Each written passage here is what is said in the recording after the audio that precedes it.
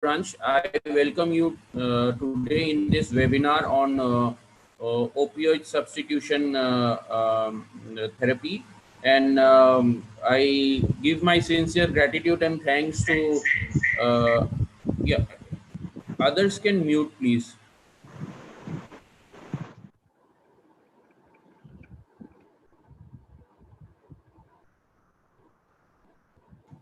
Prashant, please make it sure that everybody is muted except Dr. Sushil Agarwal. Sure.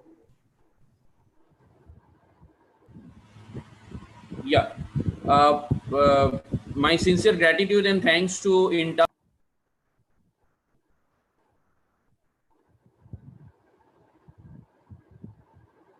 Unmute Dr. Anveshak. He's speaking. He's introducing. Yeah. Can you hear me now? Yeah. Yeah, my sincere gratitude and thanks to INTAS, particularly Astera Division, for organizing this webinar on naltrexone. And I welcome you all on behalf of IPS Assam State Branch. And my good evening to all the teachers, seniors, and my dear friends.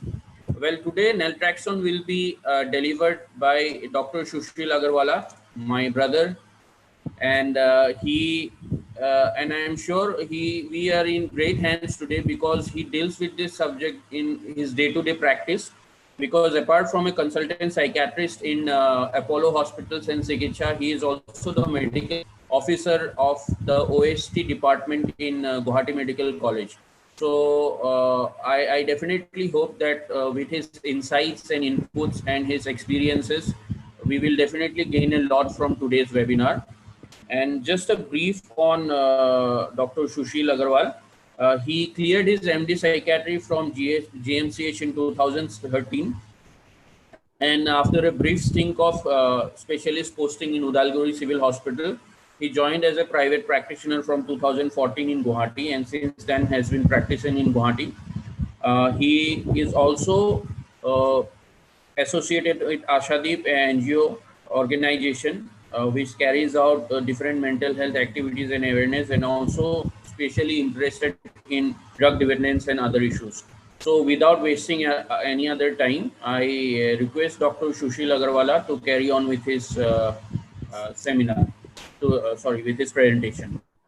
So, and just to give you a brief input, if you have any ideas or questions regarding the presentation and regarding clearing of the topics, you can put it in the chat box, and we will definitely clear those queries at the end of the presentation.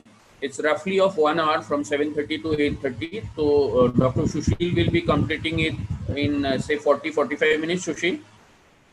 Definitely, I may take so we will be discussing the issues and queries for the next 20 minutes.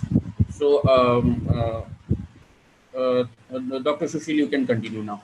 Yeah, thank you, Dr. Anveshak, for your kind words and your forwarding. I am visible? Yeah, you're visible and audible. Yeah. So, and I request others to mute their microphones so that the voice will be more clearer. Yeah, thank you. So, as Dr. Anveshak has already told, that the topic of discussion today is opioid dependence syndrome. So, at the outset, I would give a warm regards to all my seniors, my teachers, my colleagues, and my friends, because it's been a very hard time for the whole entire world, especially the medical fraternity. And the whole world is battling with a virus which cannot be seen as such. And in fact, each and everyone's life is... Sushil, your voice is breaking in. Each and one's life is say hampered by this pandemic.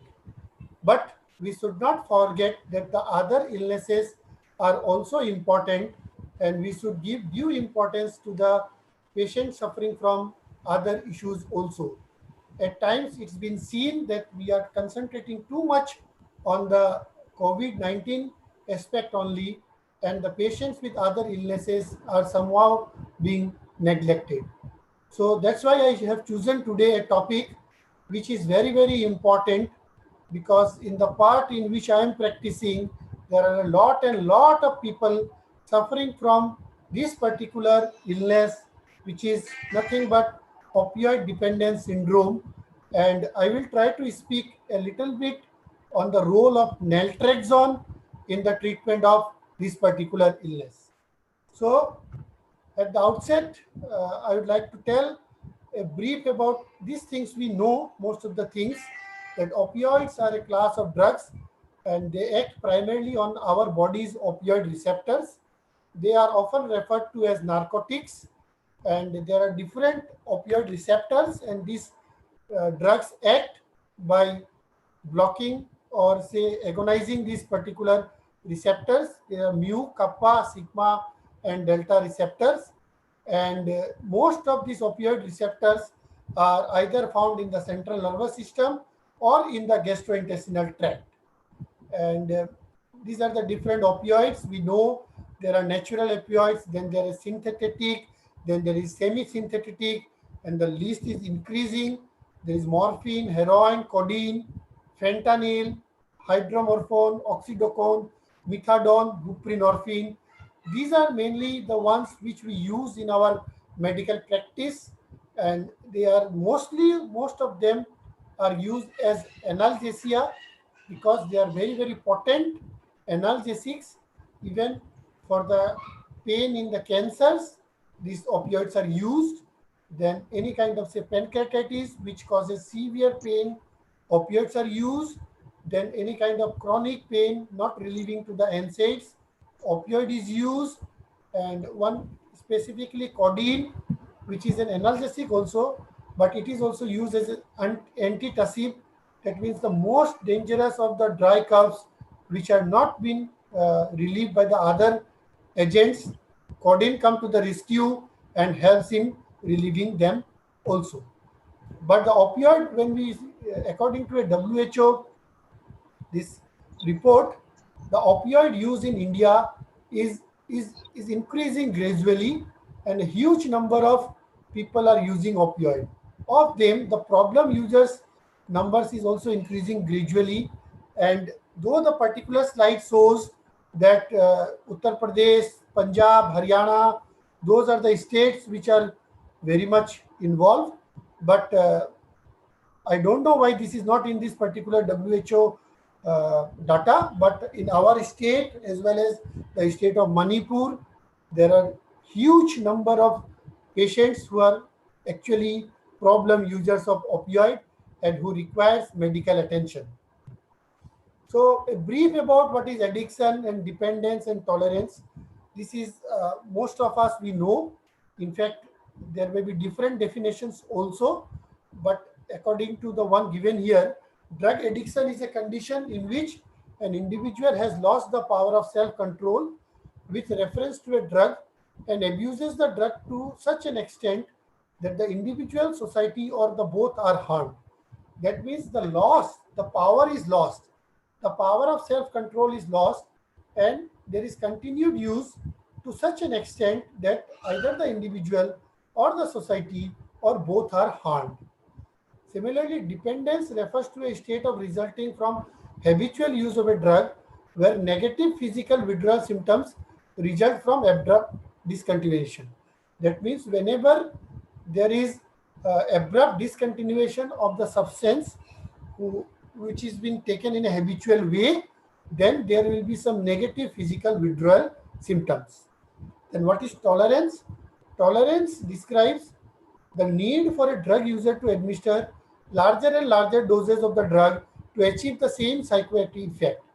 That means whenever the person uses the drug initially for the first few times, then a small quantity of that particular substance say produce a psychoactive effect. Over a gradual period of time, as it is used, we will see that a large amount of the same drug is required to get the similar kind of psychoactive effect. So that is because of the phenomenon of tolerance. Now, what are the mechanism of dependence and addiction? There are others, like there are some genetic factors. In one way, we can say that there is a biopsychosocial model in which there is some biological factors also, there are some psychological factors of the individual, and there are some social psychosocial issues like say poverty or a single parent or some marital disharmony in the parents or substance abuse in the parents, like that. So regarding this, there are two major models which explain us dependence and addiction, and which is also necessary to understand the concept of opioid dependence.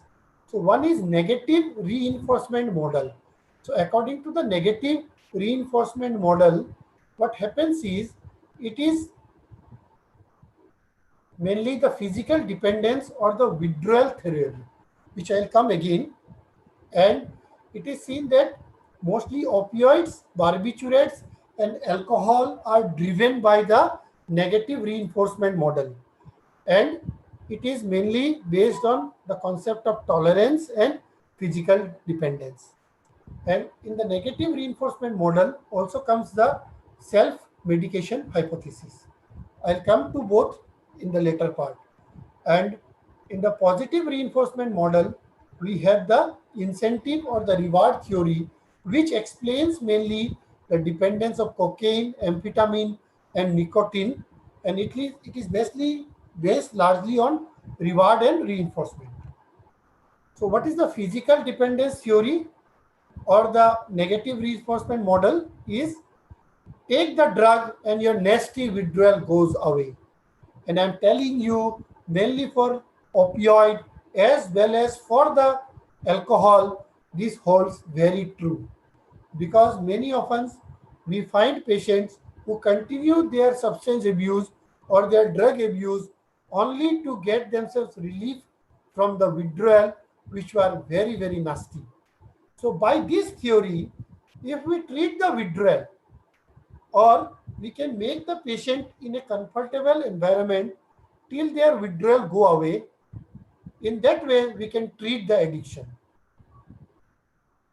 Okay, and in this particular theory, they assumes addiction is equal to dependence.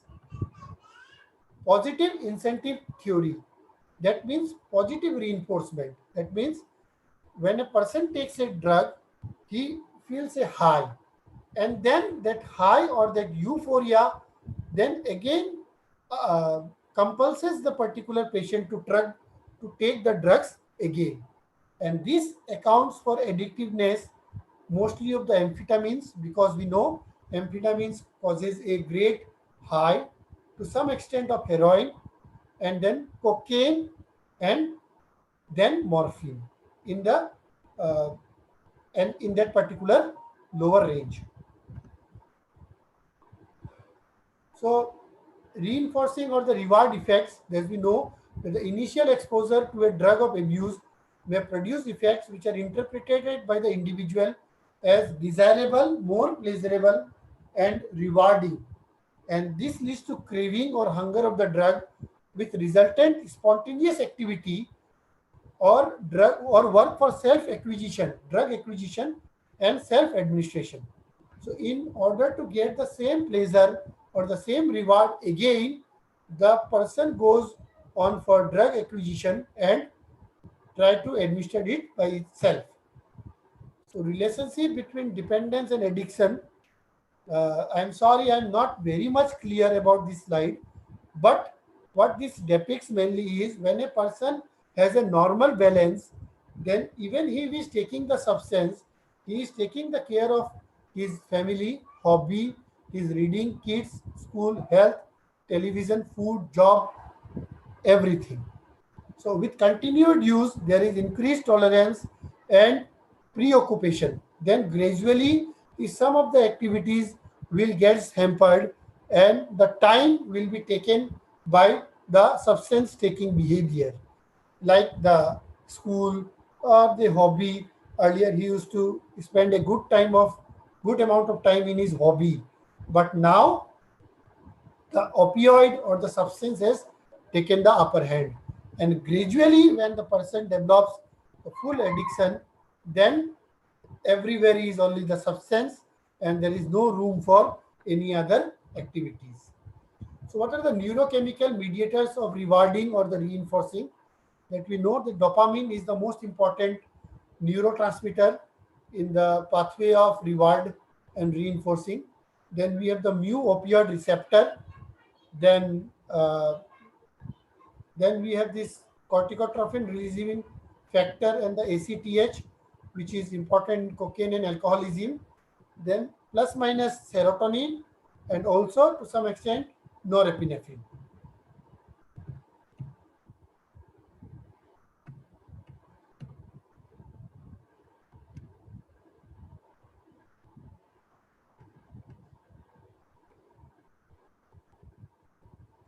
Sorry for the delay. My computer is little hang.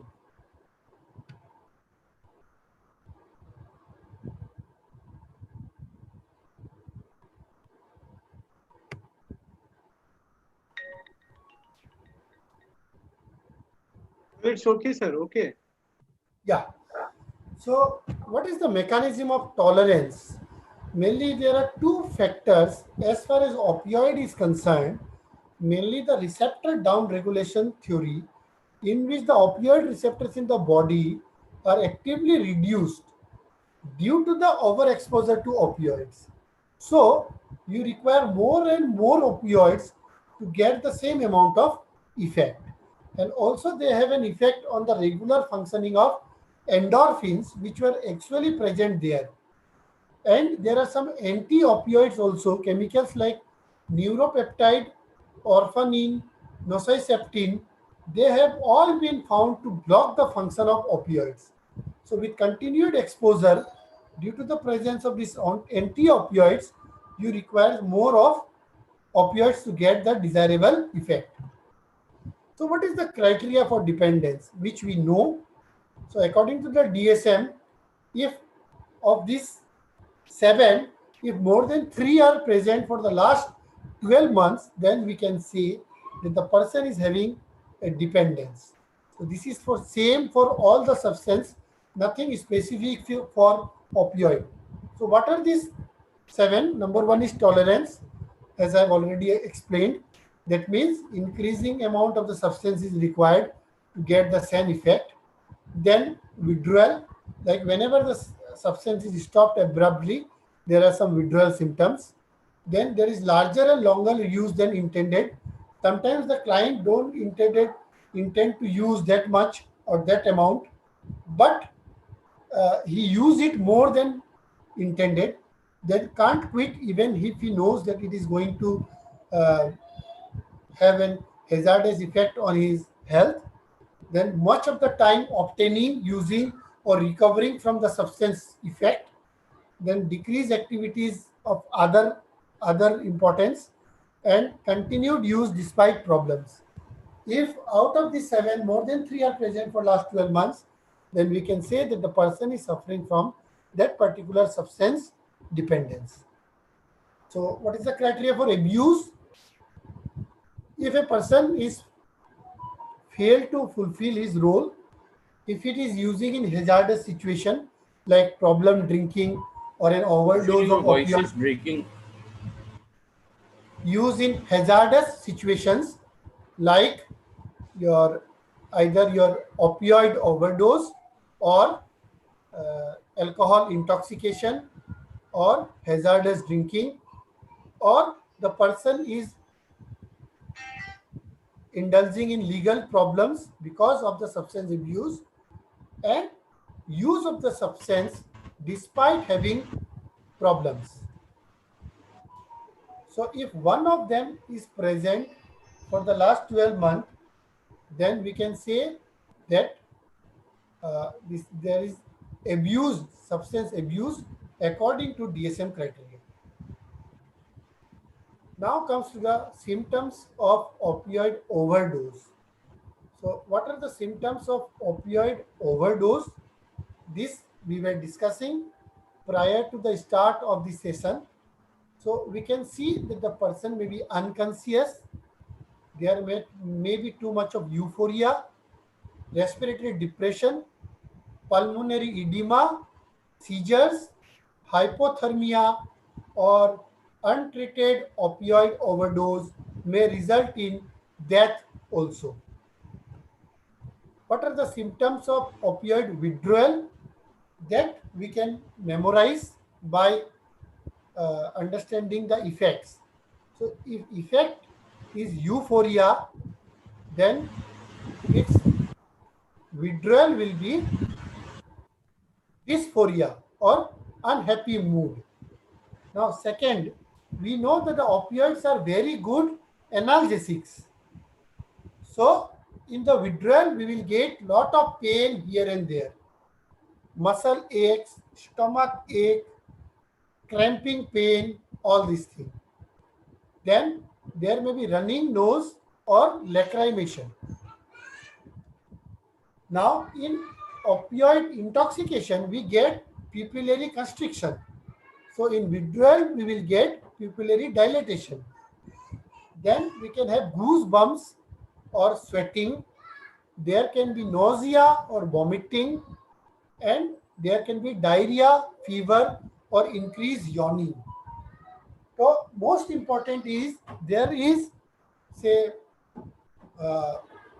coming out of fluid from different holes. Like there may be diarrhea, there may be running nose, there may be lacrimation, there may be sweating, all.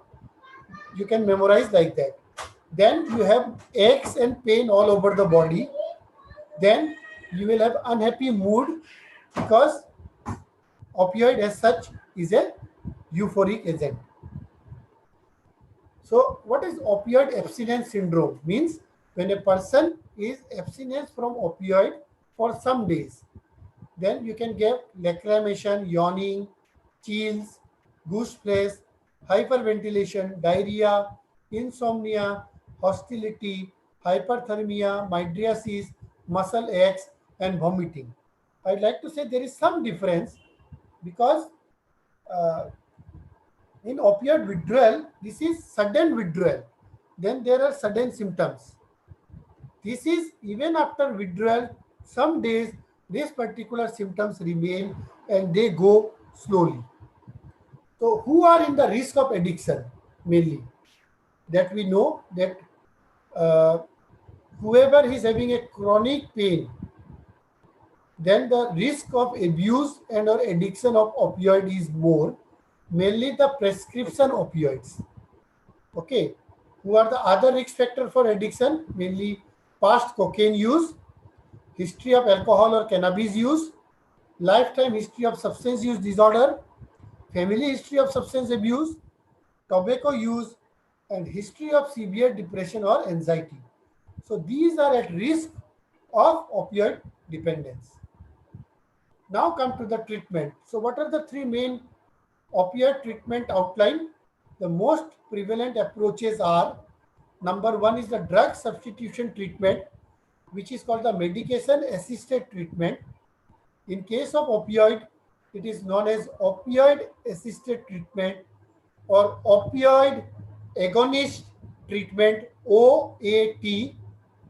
Then there is abstinence based treatment, in which total abstinence following a brief detoxification. Means a detoxification is done and then a abstinence based, total abstinence, no any substitute medicines. And along with that, there are psychosocial and behavioral treatment also.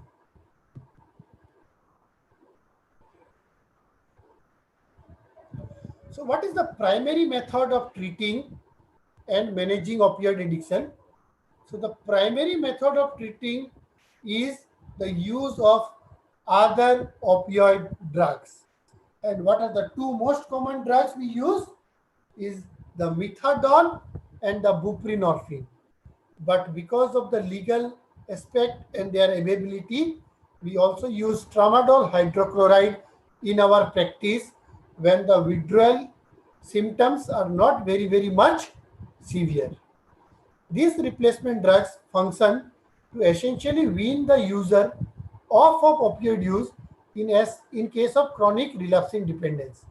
So whoever has tried to abstinence but has again relapsed, who has been tried to get admitted, then they went to a detox, then was abstinence for few days, and then they again relapse.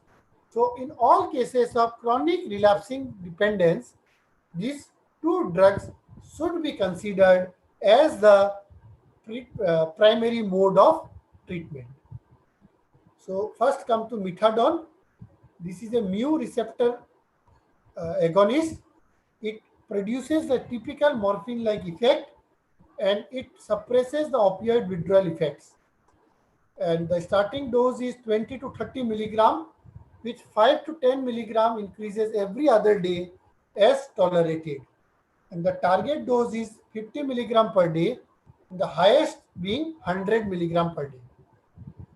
Second come to buprenorphine. Buprenorphine is a partial mu agonist with an ceiling effect. It has a long half-life. There is decreased risk of respiratory and CNS depression as compared to methadone, and a combination tablet with naloxone, in which naloxone is 1/5 of the buprenorphine, 1/4 of the buprenorphine is in the market, and it also limits abuse.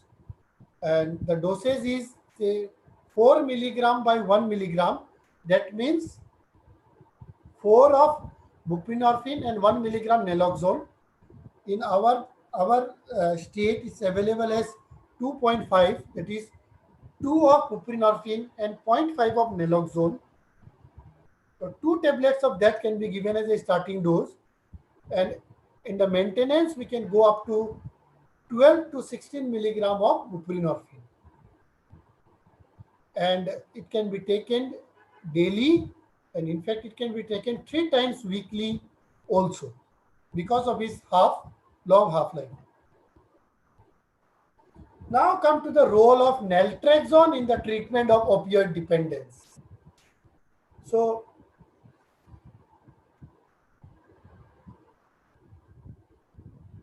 naltrexone, a little bit about naltrexone first. It is an opioid antagonist, and it is approved in the late 1984 by the FDA as a treatment of opioid as well as alcohol dependence. As long as it is taken on a regular basis, it will prevent re-addiction to opioids. I will come to that. And it is a viable and often rewarding alternative to methadone or to approaches that depend on total abstinence. So, see, buprenorphine and methadone both are a very, very good treatment option for opioid dependence. But then there are certain liabilities, like number one, they are not available in the pharmacies. Pharmacy with general license are not allowed to keep both of these medicines. They has to be taken by a psychiatric de-addiction center or a psychiatric clinic under the supervision of a psychiatrist, and they have to be given by a relative, and they should be closely monitored. And whenever the person do not take that particular agonist medication, he again have those withdrawal symptoms. And also most of the patients feel that uh, they are not totally cured because they are taking a substitute kind of treatment which is the same as the substance they were taking earlier. And here comes the role of naltrexone. So opioid antagonists such as naltrexone are substances that bind to opioid receptors, but they do not produce opioid effects. So by acting in this way, they block or they compete with both the exogenously administered opioids as well as the endogenously produced endorphins. So when an antagonist is present in a sufficient quantity to occupy all of the receptors, then even when the person takes the agonistic substance like morphine, they will not be able to bind to the receptor. So, an injection of heroin will have little or no agonist effect, and hence the pattern of addiction may be interrupted. I hope this point is clear. And naltrexone is a pharmacologically effective medicine. When an individual is protected by naltrexone, the effects of opioid are blocked or attenuated in a dose-related fashion. That means gradually, if you are able to increase the dose of naltrexone, then more and more effect of opioids can be blocked. So after a 150 or 200 milligram dose of naltrexone, significant antagonism of injected opioids can persist for 72 hours. That means if a person takes 150 to 200 milligram of naltrexone for the next 72 hours, even if he takes opioid, he will not feel any pleasurable effect. So that is the concept behind its mechanism. Okay.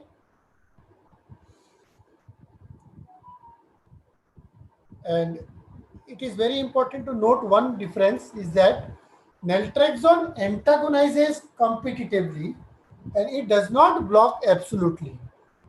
By this, they mean to say that if a more competitive, a more potent opioid is administered, which is more potent than naltrexone, then maybe that particular substance will throw naltrexone away from the receptors and will result in some action.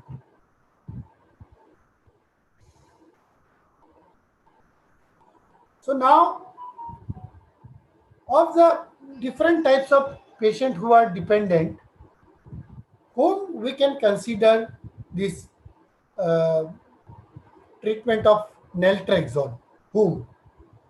So mainly from my experience as I am working in the opioid substitution therapy, the problem with the running of a such center is that the person has to come regularly to take his medication.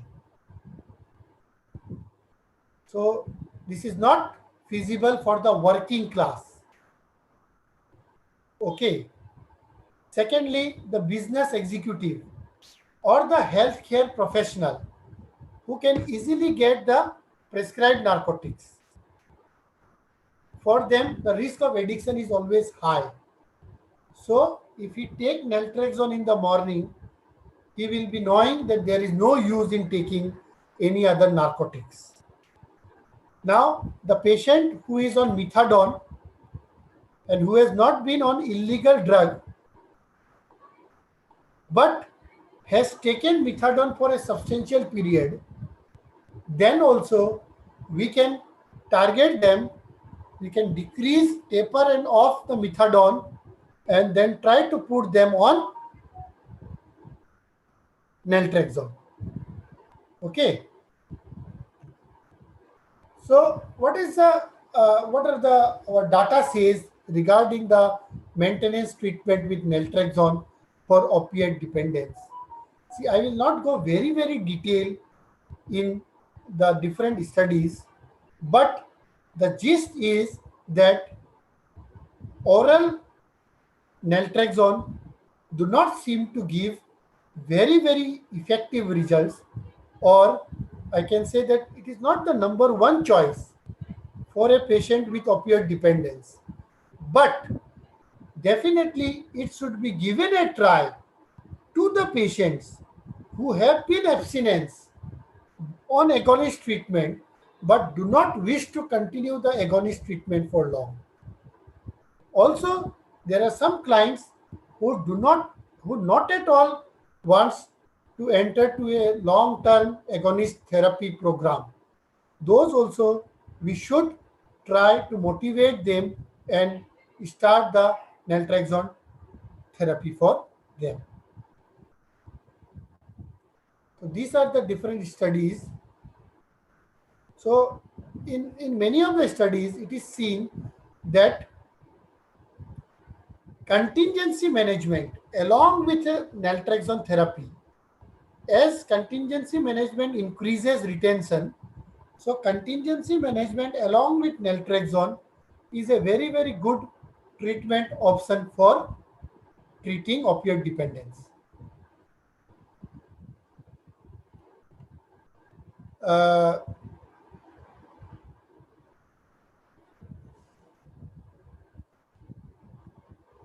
so these are the different studies. So they say some are negative also, but some says that use of naltrexone, they use less opioid than those administered placebos. But one thing important here is, in most of the studies, when naltrexone is effective, they have used the sustained release naltrexone injection rather than the oral naltrexone tablet.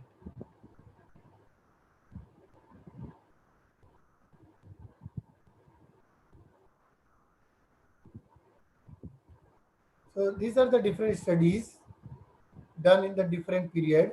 So what are the guidelines recommendation as such? So WHO in 2009, they recommend that for the pharmacological treatment of opioid dependence, clinicians should offer opioid withdrawal, opioid agonist maintenance, and opioid antagonist treatment. But most of them should be advised to take the maintenance treatment. Only when the person do not want to take the abstinence treatment, or the person is say not fit for maintenance treatment from the agonist, then we should also try this uh, naltrexone therapy.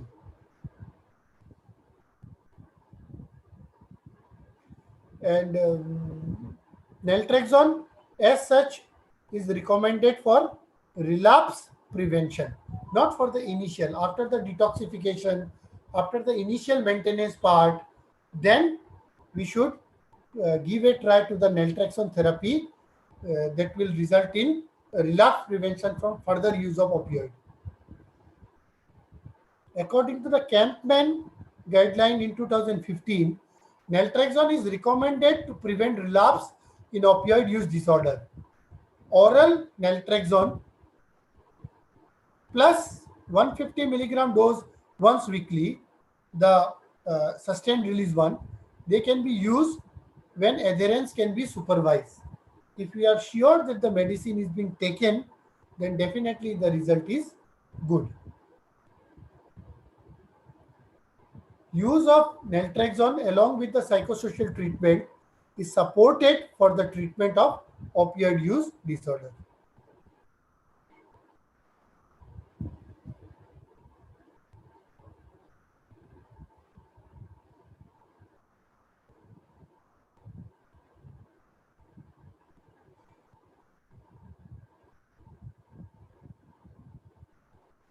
According to the British Columbia Center on Substance Abuse in 2017, they have also told that the person who are stable on agonist treatment, try to taper them down and then stop the agonist and then transition to oral naltrexone could be considered after the cessation of opioids.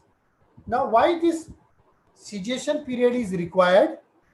This is because if a person is still on opioid or have taken opioid in the recent past, administration of naltrexone, which is a competitive inhibitor of the mu receptor, will displace the substance from the receptor and thus leads to unpleasurable withdrawal symptoms. And that's why a washout period of 7 to 10 days, depending upon the type of opioid they were taking, is required.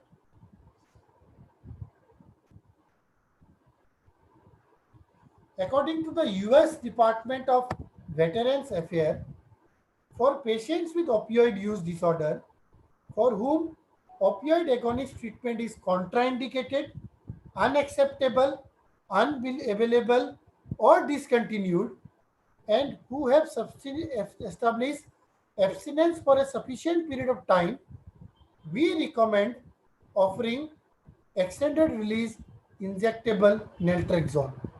So in most of the datas, this extended release injectable is found to be uh, effective and a very viable treatment option for opioid dependence. So in the conclusion, naltrexone was favored relative to placebo treatment as usual or buprenorphine for abstinence duration and treatment retention outcome. Oral naltrexone as such is not very helpful, but should be tried. And the balance of evidence suggests that the injectable long acting may be a cost effective relative to methadone and buprenorphine. And guidelines generally recommend naltrexone if other treatments are contraindicated or if patients have demonstrated sustained abstinence. So the idea of presenting this seminar is, see, the most important problem with this population is that you cannot keep them opioid free for the desired period of 7 to 10 days. After that only you can start the naltrexone. Okay. But during this pandemic, during this crisis situation, even where illegal substance is also not that widely available. So you can get in your clinic many patients who have stopped their illegal heroin and have come to you on the 4th or the 5th or the 6th day. So this is the ideal situation in which naltrexone can be started. We can start with a very low dose, half tablet or even 1/4 of the 50 milligram available. And just before starting naltrexone, one thing which is important is we should get a liver function test done to check the liver status, because we know that naltrexone as such can cause hepatitis or hepatic failure. And also LFT should be monitored 4 weeks after starting treatment also. So if a patient is taking illegal heroin whose half-life is not much and he is abstinence for say 5 to 6 days, then definitely instead of going for a agonist treatment, we should give a try of naltrexone. So with this, thank you for your patient hearing. I don't even know how many of you are hearing, and any kind of question and query, and I'll be quite happy if I can Yeah. clear your doubts. Thank you. Hello. Yeah. Thank you, Sushil. That was a very detailed explanation regarding naltrexone and other OST treatments available to us. If there are any questions from the participants, we can take the questions now. Yeah, Mr. Sahu can come in for the questions. Mr. Sahu? Sir, I think everybody is delighted. No questions are coming up yet. No questions also come when you don't understand anything. That means if I'm not able to make you understand anything. Yeah, can I ask Sushil 2 questions? Yeah, definitely, Anvesh. Yeah, since the last slide you have been telling that oral naltrexone is not the best option. So, what are the other forms that can be used or that can be brought up in the market, or if any other forms are available? See, currently in India, a intradermal naltrexone implant is available, but that you can procure only after certain there are legal formalities. You have to write down in your prescription that you require it for your patient, and then it can be imported from outside, and it's a very small procedure in which you require a help of a surgeon, but first you have to make that particular client opioid abstinence for a certain period, then you give oral naltrexone, then you monitor the liver function test, and when Okay. everything is fine, then you can put that intradermal uh, Patch. implant, which is effective as per studies and also effective as per I have communicated with some persons in Delhi who use it, and they are telling that it works nicely. Regarding the second one, there is an injectable once monthly preparation, but unfortunately not available in our country. It's available in US and European countries, and I hope Intas Pharmaceuticals should take it forward, and if they can come out of it, I think this is the need of the hour. We can use it in alcohol also, because we are Vijay. not being able to Yeah. help too much of patients of हाँ, alcohol also. कर रहा है ना Yeah, but that's what the second question I was about to come and ask you, whether there is any role of naltrexone in alcohol dependence. There is very proven role. In fact, I was not also aware, but doing my little study today, I came to a very good phenomenon, which is called as Sinclair's method. What is this? Is you ask the patient to take naltrexone, and then after ask the patient to have a small peck of drink of alcohol. So what will happen is the desirable effect of alcohol will be blocked by naltrexone, because Okay. naltrexone act on the endogenous endorphins also, and also on the reward mechanism. So after taking the alcohol, when the patient will not get the desired effect, the desired pleasure or the inhibition, then we will be able to break that particular chain. So if he takes a once or twice daily naltrexone tablet, then probably he will be able to discontinue his habits of drinking. But as we know, motivation, counseling, contingency management, everything together, psychosocial issues, everything together, if taken care and such medicines be given, then we can definitely help some of our alcohol clients also.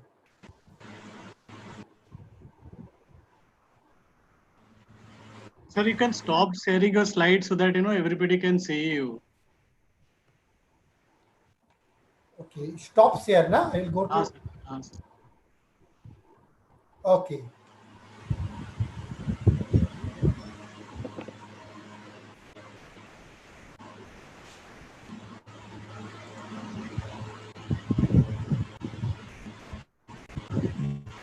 Sir, I How don't any?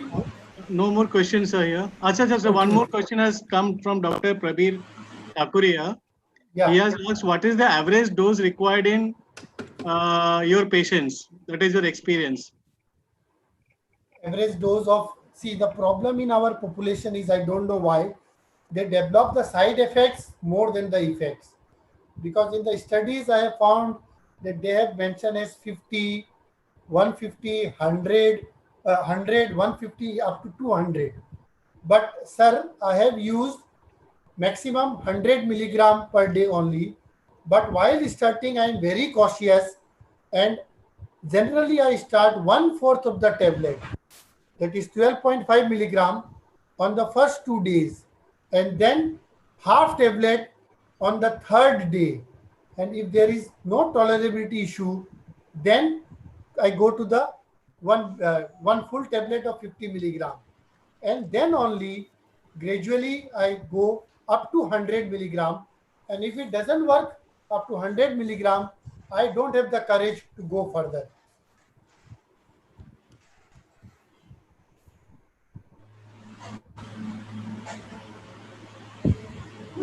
Yeah, Mr. Sahu, any other questions? No, sir. Thank you. Thank you. Mr. Sahu, you can propose vote of thanks. Sahu. Yes, sir. Yeah.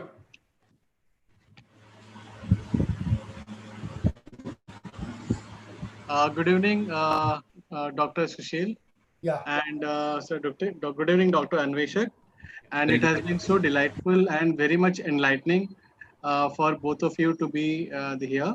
And definitely the audience, which is actually looking forward for this opioid dependence and how to manage opioid dependence today. And that too, sir, to a good molecule like naltrexone is available in the market. So it is, I think, could be quite enlightening to everybody and definitely useful in their practice. Uh, with this, sir, I also thank the audience and also to Dr. Anveshak and Dr. Sushil. Very much delightful and thankful to you for making this brilliant feast of knowledge. And finally, sir, thank you to Mr. Jain, sir, who has always been encouraging to us to participate and to conduct such meetings, which can be helpful to this, psychological fraternity and to any psychological problems as such. Thank you, sir. And if some golden words from Mr. Jain can also be there, and from Dr. Anveshak, we can Yeah. conclude the meetings. Yeah. First, Mr. Jain can speak, then I'll finally wrap it up. Yeah, thank you, sir. Thank you very much, Dr. Sushil Agarwala and Dr. Anveshak, giving insight about naltrexone and its uses. I'm sure the delegate who has attended this program, they will benefit immensely in their day-to-day practice. And I assure you on behalf of IMTAS that in future also we can conduct such program, but with I think at least 7 days. 7 days notice, I think will help to invite more delegates. It should be well planned, and I would request Gitu Mani and Joyson Gupta that take proper time from sir, and then we can circulate this across country to invite more delegates. Thank you, sir. Thank you once again, both of you. Thank you. Yeah, finally, thank you, Sushil, for delivering your presentation. We'll definitely take the words, whatever you have spoken, and it will be helpful in our day-to-day clinical practice. Thank you, all the participants. And finally, on behalf of IPS ASB, a huge thanks to INTAS, Mr. N.K. Jain, the team of Astera, Mr. Sahu, Joyda and Gituda for providing us the logistics for this webinar. Thank you all. Thank you, sir. Thank you. So now you can disconnect. Sport team, you can disconnect now. Yeah, thank you, sir. Thank you very much. Thank you. Thank you. Thank you.